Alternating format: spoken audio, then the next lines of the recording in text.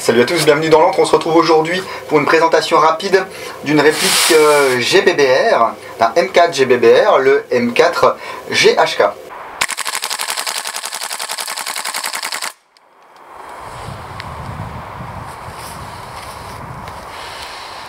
Cool quoi?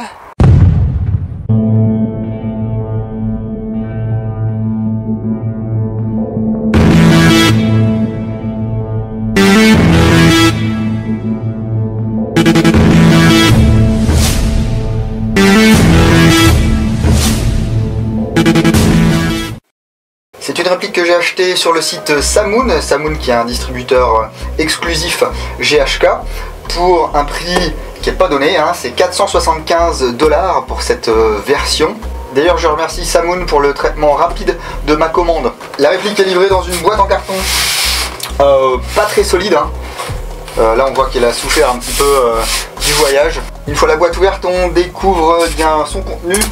Alors on a affaire à du polystyrène qui part bien en petits morceaux, hein, donc attention à bien tout nettoyer une fois que vous aurez sorti les éléments de la réplique du carton. Hop, ça on vire. Par contre on peut voir que rien n'a été endommagé lors du transport, même si la boîte était un petit peu cabossée, hein. Alors on va trouver un manuel GHK dans cette boîte, dans lequel on va nous apprendre comment régler les hop-up, comment un petit peu maintenir sa réplique en état, et puis bien sûr un éclaté.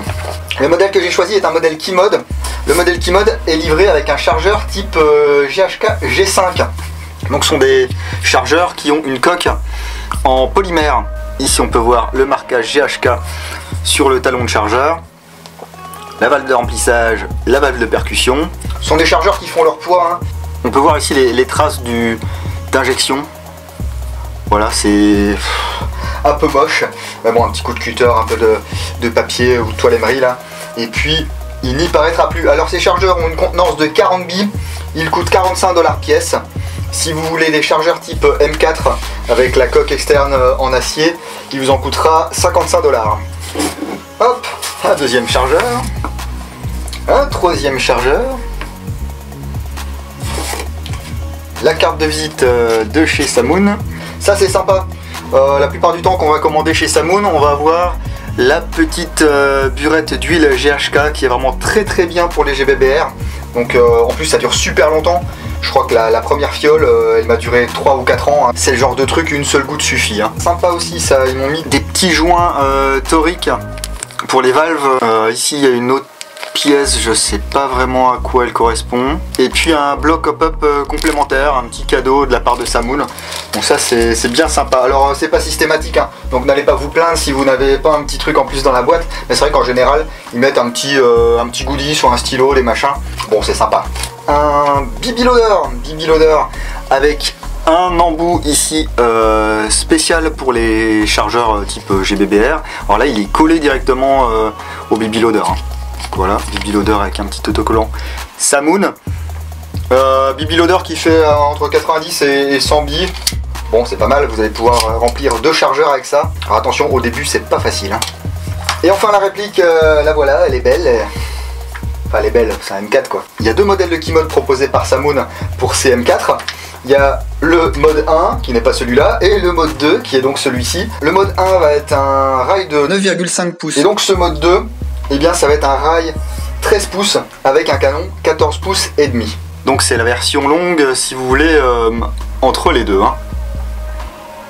Alors il n'y a pas 50 marquages sur cette réplique. Quand vous l'achèterez, vous aurez le choix d'avoir un receveur, et bien à ce niveau là, soit lisse, soit gravé avec ce qu'ils appellent les marquages Navy. Moi j'ai choisi de vous présenter les marquages Navy. Les voici. Voilà, Navy Seal. Donc pas de marquage Colt bien sûr parce qu'il n'y a pas de licence possédée chez GHK. Outre ces marquages Navy Seals, on va avoir les marquages du sélecteur de tir. Donc 3 positions, safe, semi, auto. Voilà, alors ils sont très bien délimités, hein. Là il n'y a vraiment quasiment aucune chance de passer d'une position à l'autre par accident. De l'autre côté vous allez voir un cran qui va vous permettre de jeter un petit coup d'œil et de savoir dans quelle position vous êtes si jamais vous êtes pris dans le feu de l'action. Ensuite vous aurez des marquages au niveau du rail, donc GHK Key-Mode version 2. Et ensuite des marquages sur le rail supérieur, donc du receveur supérieur et du rail Key-Mode. Marquage top. Et marquage bottom.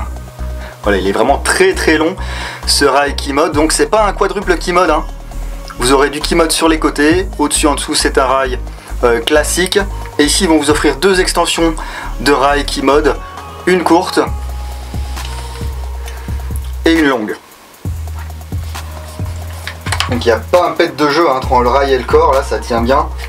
On peut voir ici le cache-flamme, c'est un modèle assez particulier, hein. Ça ressemble un petit peu à celui qu'il y avait sur le HK416C, avec ici la possibilité sans doute de mettre un silencieux QD.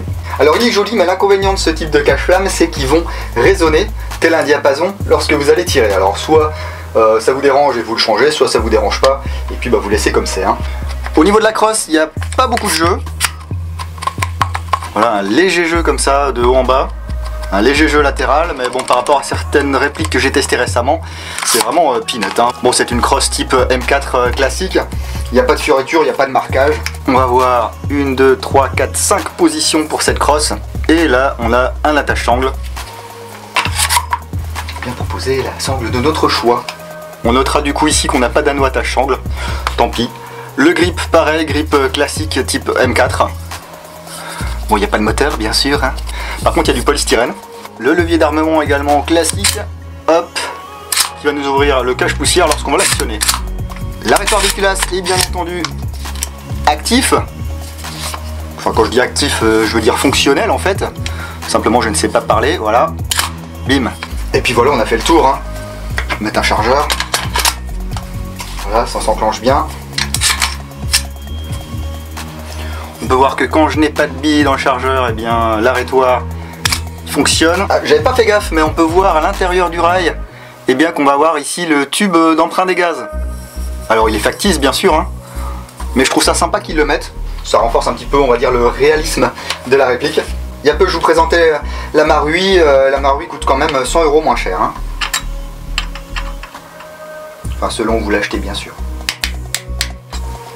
Hop, ici on va pouvoir casser la réplique en deux, voire même je vais faire plus que ça. Je vais virer aussi la goupille avant, ça va permettre pour moi de manipuler plus facilement la réplique. Bon, ici on va avoir le ressort amortisseur et un buffer en aluminium. Alors il y a un H dessus, est-ce que ça veut dire heavy? Je ne sais pas.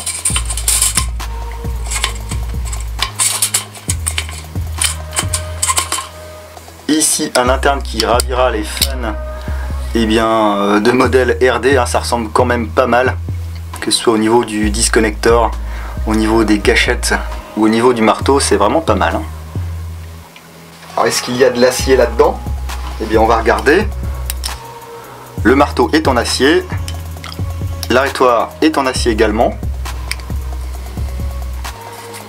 gâchette en acier, le secteur de tir est en acier, l'arrêtoir de chargeur est en acier également, les goupilles sont en acier, bon, buffer en alu, hein.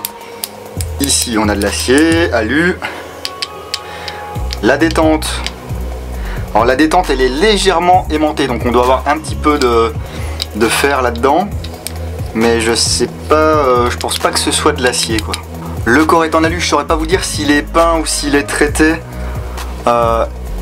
Ici à l'intérieur du puits de chargeur on peut voir une différence de couleur. Écoutez, sur le site de Samune ils annoncent un phosphatage, mais ce serait plutôt sur les pièces en acier, hein. On passe au hopper, on va pouvoir retirer l'ensemble mobile. L'ensemble mobile qui normalement est en acier également, hein. Ouais, acier donc usiné numériquement, hein, acier CNC. Le guide là pareil. Et puis ici on va voir le nozzle. Hop. Ah, c'est pas comme sur les AK, là il y a un ressort de rappel apparemment pour le nozzle. Alors d'après toujours le site, c'est un ressort genre ressort allemand indestructible, tant mieux. On peut voir que les guides de nozzle sont en plastique également. Et puis c'est sympa, tiens. Ici un petit marquage C, donc pour le manufacturier. Je voulais jeter un œil ici à l'intérieur. Alors il n'y a pas de petite vis 6 pans, de vis hexagonale. Et bien tout simplement parce que le hop-up va se régler par l'intermédiaire d'une molette qui est située à l'intérieur du rail. Je ne sais pas si on va pouvoir la voir. Voilà, elle est là encore derrière, hein. Donc c'est une molette qu'on verra un petit peu plus en détail dans la review complète sur l'entre le blog. Ce qui va être sympa, c'est que du moins pour ce rail là, avec un petit outil, il va être possible de manipuler le hop-up. Ce qui fait que quand on voudra régler notre réplique, on ne sera pas obligé de tout démonter comme c'est le cas sur beaucoup et bien d'autres marques. On va remonter ça. Hop. Bon, c'est pas très lubrifié ça, hein, mais charge à nous de le faire en sortie de boîte. Au niveau du canon interne, GHK annonce du 603, ça paraît, je vérifierai pour la review écrite. Hop, hop, franchement il n'y a pas de jeu, c'est super. Il y a vraiment une impression de solidité et de fiabilité qui se dégage de cette réplique. Alors comme vous le savez, je suis pas très M4 et assimilé, mais ouais franchement là le look c'est pas mal. C'est pour ça que j'ai choisi le Keymode, hein. Bon, c'est une réplique ça qui va être revendue dans pas longtemps, mais ça me permet de vous proposer quelque chose qui change un petit peu en vidéo, même si c'est la mode du Keymode. Bon, je suis quand même curieux de voir comment ça kick, je vais mettre des lunettes. Et puis on va faire ça de suite. Hop, chargeur. Ah oui, c'est vrai. Hop, je me mets en semi. Je laisse mon doigt appuyé sur l'arrêtoir. Oh oh!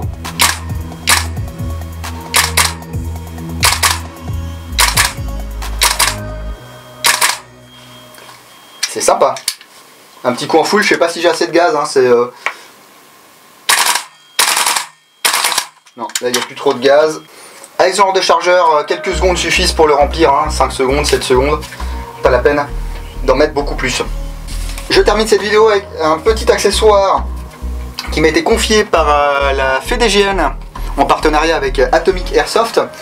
Ce petit truc là, ça peut être un accessoire, c'est pas que ça peut, c'est un accessoire de sécurité. C'est quelque chose que vous allez pouvoir mettre sur le canon de votre réplique lorsque vous allez arriver en zone neutre. Ce qui fait que s'il y a une décharge accidentelle, bien que normalement avant d'arriver en zone neutre on va enlever son chargeur et tirer des coups à vide, et bien si jamais pour une raison X ou Y vous déchargez votre réplique, ça va pas partir dans la tête d'un copain ou ricocher partout. Voilà, ça ira dans le petit sac avec le fond renforcé. Donc FEDGN, Atomic Airsoft, voilà, toujours soucieux de notre sécurité. Et ben voilà, j'en ai terminé avec cette toute légère M4 GBBR de chez GHK. N'hésitez pas à liker, à disliker, à commenter, à partager cette vidéo, à commenter si vous avez vous-même une M4 GHK, et bien pour parler de votre expérience et puis savoir si ça fonctionne, si ça ne fonctionne pas bien. Je vous en dirai un petit peu plus dans la revue complète sur l'entre le blog. D'ici là, je vous dis à bientôt dans l'entre Dingo. Bise.